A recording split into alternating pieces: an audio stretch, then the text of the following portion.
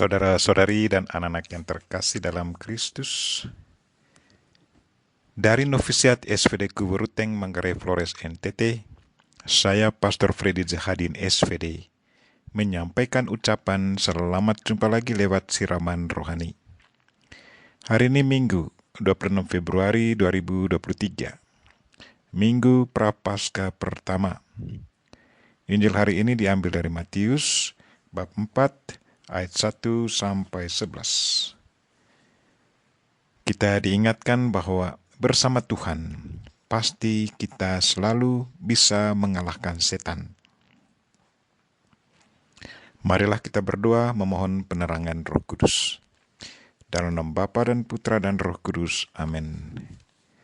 Tuhan dan Allah kami, puji dan syukur kami haturkan kepadamu, karena Engkau menunjukkan contoh hidup yang sangat bagus kepada kami, bagaimana Engkau menolak segala godaan setan. Tuhan, semoga dalam masa Prapaskah ini, kami selalu teguh dalam iman dan selalu pusatkan perhatian kami pada Tuhan. Kami percaya bahwa bersama Engkau, kami selalu bisa mengalahkan setan. Tuhan, utuslah Roh Kudus-Mu, terangilah pikiran dan hati kami, agar sabda-Mu yang akan kami dengar dapat kami pahami dengan baik, dan isi pesan-Mu dapat kami hayati dan amalkan dalam hidup harian kami. Doa ini kami sampaikan dengan perantaran Kristus Tuhan kami. Amin. Tuhan bersamamu dan bersama roh-Mu. Inilah Injil Yesus Kristus menurut Matius. Dimuliakanlah Tuhan. Sekali peristiwa, Yesus dibawa oleh roh ke padang gurun supaya dicobai iblis. Setelah berpuasa 40 hari dan 40 malam, akhirnya Yesus pun lapar. Lalu datanglah si penggoda dan berkata kepadanya, "Jika engkau putra Allah, perintahkanlah supaya batu-batu itu menjadi roti." Tetapi Yesus menjawab, "Ada tertulis, manusia hidup bukan dari roti saja, tetapi dari setiap firman yang keluar dari mulut Allah." Kemudian iblis membawa Yesus ke kota suci dan menempatkan dia di puncak bait Allah. Lalu iblis berkata kepadanya, "Jika engkau putra Allah, jatuhkanlah dirimu ke bawah. Sebab ada tertulis, mengenai engkau ia akan memerintahkan malaikat-malaikatnya, dan mereka akan menerima engkau di atas tangannya, supaya kakimu jangan terantuk pada batu."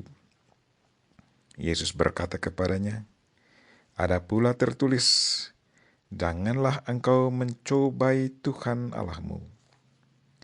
Setelah itu iblis membawa Yesus ke atas gunung yang sangat tinggi dan memperlihatkan kepadanya supaya kerajaan dunia dengan kemegahannya. Iblis berkata kepadanya, "Semua itu akan kuberikan kepadamu jika engkau sujud menyembah aku." Lalu berkatalah Yesus kepadanya, "Enyalah iblis, sebab ada tertulis, engkau harus menyembah Tuhan Allahmu, dan hanya kepada Dia sajalah engkau berbakti." Sesudah itu iblis meninggalkan Yesus, dan lihatlah, malaikat-malaikat datang melayani dia. Demikianlah sabda Tuhan. Terpujilah Kristus. Saudara-saudari dan anak-anak yang terkasih dalam Kristus, tema renungan kita hari ini ialah bersama Tuhan pasti kita selalu bisa mengalahkan setan. Sebagai manusia, kita selalu ditantang. Tantangan itu kadang membuat kita jatuh atau membuat kita semakin dewasa dalam hidup. Sejak hari Rabu Abu, kita sudah memasuki masa Prapaskah. Dalam masa ini kita diajak untuk bertobat dan percaya pada Injil. Kita juga diajak untuk selalu setia dan patuh pada Kristus, sebagaimana sudah ditunjukkan Kristus sendiri kepada kita. Kristus selalu setia pada Bapanya dan selalu melakukan segala sesuatu sesuai dengan kehendak Bapanya. Saudara-saudari dan anak-anak yang terkasih dalam Kristus, Injil hari ini mengajak kita untuk melihat bagaimana Kristus ditantang atau digoda oleh setan dan bagaimana reaksinya terhadap godaan itu. Yesus digoda 3 kali. Materi godaannya pun selalu berbeda. Yang pertama, menyangkut makan. Setan berkata, "Jika engkau anak Allah, perintahkanlah supaya batu-batu ini menjadi roti." Jawab Yesus, "Ada tertulis, manusia hidup bukan dari roti saja, tetapi dari setiap firman yang keluar dari mulut Allah."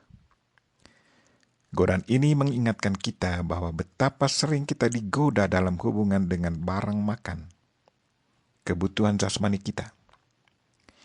Di saat kita lapar, kita sering digoda untuk mencuri dan melakukan sesuatu demi kepuasan kebutuhan biologis kita. Dalam keadaan terjepit, pikiran dan hati kita selalu saja diganggu oleh setan. Tetapi, di saat yang sama pun, ada suara halus yang selalu mengajak kita untuk meminta pada Tuhan.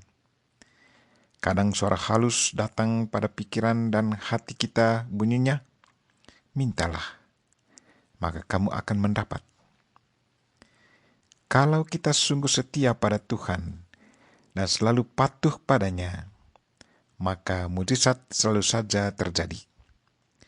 Jadi lewat contoh hidupnya hari ini, Yesus mengajak kita untuk selalu teguh dalam iman dan jangan mengambil jalan singkat atau mengikuti godaan setan.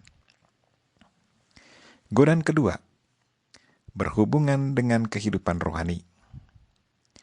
Di saat orang lain melakukan hal-hal negatif, tidak mengikuti ajaran gereja atau perintah Tuhan, kita cenderung membanding-bandingkan mereka dengan diri kita sendiri dan menjadikan diri kita sebagai tolok ukur. Dalam situasi itu seringkali kita menganggap diri lebih baik dari orang lain. Sikap ini sesungguhnya tidak layak untuk dipupuk. Yesus walaupun dia anak Allah, tetapi dia tidak pernah menyalahgunakan statusnya sebagai anak Allah, tetapi selalu rendah hati. Jadi Yesus juga mengajak kita untuk selalu rendah hati. Kalau kita merasa diri baik dari yang lain, maka kita harus selalu tunjukkan sikap baik itu kepada sesama, agar kebaikan kita menjadi inspirasi bagi orang lain agar mereka bertobat. Godaan ketiga, berhubungan dengan kekayaan dan kekuasaan. Setan berkata kepada Yesus, "Semua itu akan kuberikan kepadamu jika engkau sujud menyembah aku." Betapa sering terjadi dalam masyarakat kita. Orang disogok dengan kekayaan demi memperoleh kuasa dan kehormatan. Semua godaan itu ditolak oleh Yesus Kristus karena memang dia adalah Tuhan. Tuhan Maha Kuasa dan setan sesungguhnya selalu takluk kepadanya. Satu ajakan bagi kita semua untuk selalu teguh dalam iman dan selalu fokus pada Tuhan. Tuhan adalah sumber segala sesuatu, menyiapkan apa yang selalu kita butuhkan. Marilah saudara-saudari dan anak-anak yang terkasih, sebagai pengikut Kristus, kita harus selalu berpegang teguh padanya. Bersama Tuhan, pasti kita selalu bisa mengalahkan setan. Kita berdoa, semoga dalam masa prapaskah ini, kita selalu teguh dalam iman, dan selalu pusatkan perhatian kita pada Tuhan. Kita memohon Bunda Maria untuk mendoakan kita. Amin. Marilah kita mohon berkat Tuhan. Tuhan bersamamu dan bersama rohmu. Semoga kita sekalian dan mereka yang kita doakan hari ini, secara khusus mereka yang lagi sakit, dan segala aktivitas kita hari ini diberkati oleh Allah yang Maha Kuasa, Bapa dan Putra dan Roh Kudus. Amin. Terima kasih sudah nonton.